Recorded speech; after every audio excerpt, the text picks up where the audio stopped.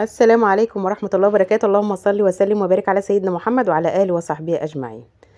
ازيكم يا أحلى اخوات في الدنيا؟ كل سنة وانتم طيبين. تعالوا بقى ما نعلق الزينة.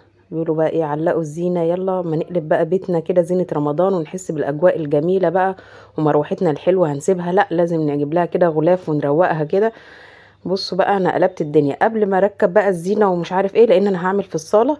فقلت لازم بقى ايه، تنظيفة عميقة بقى. جبت الجردل بقى والشرشوبة كده والمكنسة وروقنا الدنيا كده، كنست ومسحت ومسكت الحيطان كلها كده زعفتها. ومسحت كل حاجة، والكومودينو بقى والبوفيه والسلات بتاعة الصالة غسلتها كده، وكنت مكفيها علشان ايه، تنشف وكده. وبدأت بقى ايه، قلت خلاص هستنى اما الصالة كده تنشف، هبتدي بقى نفرش ونشوف كده ايه، هنعلق الزينة بقى ونشوف هنعمل ايه كده. عايزة اخلي اولادي يفرحوا ويكون جوه كده ذكريات، زي ما بيقولوا في الصندوق بمعنى اصح. ولادي يبقوا فاكرين زي ما انا بقعد افتكر حاجات زمان واحنا بنعلق انا واخواتي في البيت. ومع ان ما كانش فيه زينه، من الحاجات الحلوه الجميله دي كان والدي بيجيب لنا فوانيس، وكنا بنقعد نقطع في الكراريس بتاعه المدرسه والكتب ونعمل منها فانوس، وكنا بنقعد نجيب دقيق وميه ونلزق ونعمل زينه ونعمل قدام الباب. فكانت اجواء حلوه انا لحد الان مش قادره انساها، وحاجات حلوه جوانا بندور عليها اصلا بنفتش. فعشان كده مش عايزه اي حاجه من الحاجات دي ولادي يفتقدوها. فانا عايزه عند ولادي ان شاء الله باذن الله، ربنا يا رب يدوم طول العمر، يبقى عندهم ذكريات حلوه، يفتكروا الحاجات الحلوه دي كده. بقى خليكم معايا عشان ما نروحش بعيد. بعد بقى ما الصاله نشفت خالص، بدات بقى ايه، افرش الفرش. فرشت كل حاجه كده، وعملت الغلاف بتاع المروحه. وقولي ايه رايكم برضو في الغلاف، ماشي كده مع الالوانات الجميله اللي في الصاله كده. هيصه هيصه يا جماعه، هيصه. المهم بقى ولادي كانوا فرحانين بقى كلهم. بصوا، كل واحد ماسك لي بقى ايه الفرع بتاعه، وعمال يقول لي بصي يا ماما هنعمله كده. بصوا، كل واحد له رأي. محمد وإياد على فكرة اللي مركبين الفروع اللي هي الحمرة دي، اللي هي بتاعت رمضان، اللي هي الخيامية ديت من رمضان اللي فات. يعني الزينة بتاعت رمضان اللي فات على شوية اللي احنا شاريينهم، وعملنا بيهم كده، وعملنا أجواء حلوة كده زي ما انتم شايفين. بصوا الجمال بقى. بصوا، محمد وإياد قصيرين، يعني ما يطولوش الفرع يتعلق كده، بقى يشيلوا بعض، بيشيلوا بعض ويركبوه. فانا ما كنت بصراحه ما كنتش هعلق الزينه دلوقتي. انا قلت ايه يعني قبلها كده ايه، ب3 ايام 4 ايام كده. فبصراحه شجعوني، فقلت لهم خلاص طب تعالوا بقى اما نكمل ونحط بقى ايه، ونمسح ونعمل ونحط الفوانيس بتاعتنا ونعلق كده، وتفرحوا بقى وايه، ونخليهم كده يهيسوا.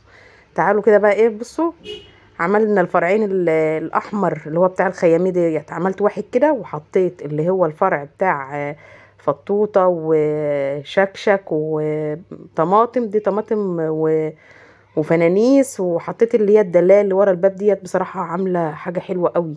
بصوا بقى الفرع اللي ولادي بيقيدوه اللي هو النور الاصفر دوت، لقيته. بصوا اصلا لو حطيته كمان في الصاله هيبقى افوره. انا هوريكم دلوقتي افوره ليه بقى. لان بصوا الفرع الطويل اللي انا كنت بقول لكم الطويل قوي دوت، اللي مليان لونات صغنونه الوانات كتير دي، قلت هجيبه من عند النيش كده ماشيه على الستاره. لا، راحت بنتي قالت لا يا ماما هاتيه من عند المكتبه كده وانت ماشيه ناحيه باب الشقه. وبصراحه كان رايها حلو. يعني بنقعد ناخد اراء بعض كده، وبدخل ولادي في الحوار علشان يبقوا عارفين احنا بنعمل ايه وكده، ويعرفوا يتكلموا ويقولوا ويبقى لهم راي. بس رأيي في الاحترام والأدب، يعني مش حاجة يعني أكتر من كده. وما بيتدخلوش في الحاجات اللي أكبر منهم، يعني موضوع أكبر منهم لا. احنا في حاجات بيتنا، حاجات بنستشير بعض هنعمل ايه، مثلا هشتري لهم هدوم ايه، هنجيب ايه كده يعني. بصوا زي ما انتم شايفين، بصوا رأي بنتي طلع حلو اهو. جبنا كده من عند المكتبة كده اهوت كده، لف لف لف. وبرضه على فكره عامل برضه نور في النيش. فبصوا مدي اجواء حلوه قوي. انا كنت فرحانه والله اكتر منهم.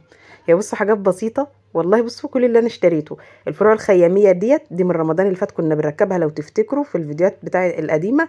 وكل اللي انا اشتريته الفرع اللي في النص اللي هو فيه عمك شكشك وفنانيس والحاجات دوت والفرع بتاع النور دوت، والفرع اللي هو الذهبي بس. وكل الفوانيس بقى والحاجات بتاعه رمضان والحاجات دي كلها كانت عندي. والدلايه دي اللي انا اشتريتهم بصراحه في رمضان اللي احنا فيه، اللي هو ان شاء الله جاي علينا يا رب. اللهم بلغنا رمضان. بصوا بقى احلى حاجه في الفرع ده عجبني ايه بقى. بصوا لونات الصغنطوطه دي لها كذا شكل، يعني بصوا برضو يعني ايه، لو مثلا الاضاءه بقى بتاعت العين، بصوا ممكن توقفي النور يقف، وممكن تخليه يفضل رايح جاي كده، وممكن يعمل الوانات تانية، بينك مع موف مع لبني مع. بصوا يعني بتقعدي تقلبي كده بالجهاز اللي هو محطوط في الفرع ده. قعدت اقلب بقى واعمل لهم بقى حاجات حلوه كده واجواء، واعيشهم بقى ايه اللحظه كده زي ما بيقولوا. بصوا ودي بقى ولادي كانوا فرحين قوي بالدلاله دي. جبت بقى الشاكوش ومسمار صغنون كده اسمه مسمار شيشه اهوت، ورحت جايه دقاه كده في الباب بتاع الشقه، ورحت حاطه فيه ايه الدلايه الحلوه الجميله دي. وكل حاجه بقى ماشيه مع بعض كده، وقولوا لي برده. وكل الفوانيس اللي على الرفوف دي كانت موجوده عندنا الحمد لله، فعامله اجواء حلوه. بصوا اياد فرحان عملوا لي يا ماما سيب الفرع كده منور شويه. الفرع ده بقى هعمل فيه ايه؟ قلت وانا بفرش المطبخ بقى بعمل ستاره الحوض بقى، وهحط بقى غلاف على الرخامه بقى رمضاني بقى، وهعمل اجواء حلوه كده. هاخد الفرع دوت واحطه كده في المطبخ كده يدي اضاءه حلوه، لان ايه قلت لا كفايه على الصاله كده، الصاله مليانه شخاليل كتير. فقلت لا خلاص هدخله جوه في المطبخ معايا كده، ايه يديني برده وانا بطبخ كده باور كده، واحس بجد ان انا في رمضان. قولوا لي ايه رايكم في الكفر بتاع المروحه؟ قولوا لي برده ايه رايكم في اراء ولادي في التعليقات بتاعه الفروعه بقى وكده يعني. بصوا انا فرحانه بالمروحه قوي اصلا. الدرجه اللي هي بتاعه الموف دي جميله قوي، رقيقه قوي، شفافه كده يعني. درجه الموف شفافه، مش اللي هو الموف اللي هو الغامق، لا شفاف كده جميل كده. بصوا انا عماله بصوا اشيل في الفيشه واحط واعمل، بس كنت فرحانه قوي والله يا جماعه. بجد الحاجات ديت حلوه وبسيطه. بصوا حتى لو انتوا مش بتحبوا تعلقوا زينه في بيتكم، هاتوا فرع واحد بس حطوه قدام باب الشقه او في البلكونه، فرع اللي هو النور او الفرع اللي هو الخياميه. والله الحاجات نازله برده حلوه على فكره، اسعارها حلوه. بص بقى في الاخر بقى ابن اياد ومحمد كل واحد جاب طبليته بقى، والبتاع اللي هي بتطبل على الطبله دي، وحطوهم كده قدام الشاشه. يقولوا بصي يا ماما عشان يبقى جو بتاع رمضان وكده. فبقى بيجيب لي اللي هو بتاع الحسونه اللي احنا شارينه، حسونه اللي هو العروسه ده. بيقول لي يا ماما علقه، قلت له لا ده بقى كفايه بقى كده، هيبقى اوفر قوي، خليه بقى كده في الركنه محطوط على ما نشوف هنعمل. محمد جاب الفانوس بتاعه، كل اللي يفتكر حاجه بقى احنا شاريينها يجي يجري يجيبها يحطها كده. فبصراحه كانت حاجات حلوه كده واجواء جميله، والحاجه البسيطه بتفرح اولادك، ومش هينسوا الحاجات الحلوه، الحاجات اللي انت بتعمليها، وتقعدوا تفرحوا مع بعض كده وتلميهم. والله احنا كنا مبسوطين. انا والله مش راضيه اصوركم كمان وهم عمالين يشيلوا ويحطوا واللزق ومش عارف ايه. فكان بصراحه الفيديو كان طويل جدا، بس مسحت منه حاجات كتير وجبت لكم الحاجات المفيده والاهم، يعني ان انتوا تتفرجوا كده وتحسوا باجواء حلوه، او زي ما انتوا شايفين كده معانا. وبصراحه انا كنت فرحانه. بصوا عمالين نحط الفيشه ونطفي النور، يعني انت تحطي الفيشه وتطفي النور كده مثلا. انت عايزه بقى تقعدي في كده في جو حلو ان شاء الله، ان شاء الله في رمضان ربنا يا رب يطول عمرنا وعمركم.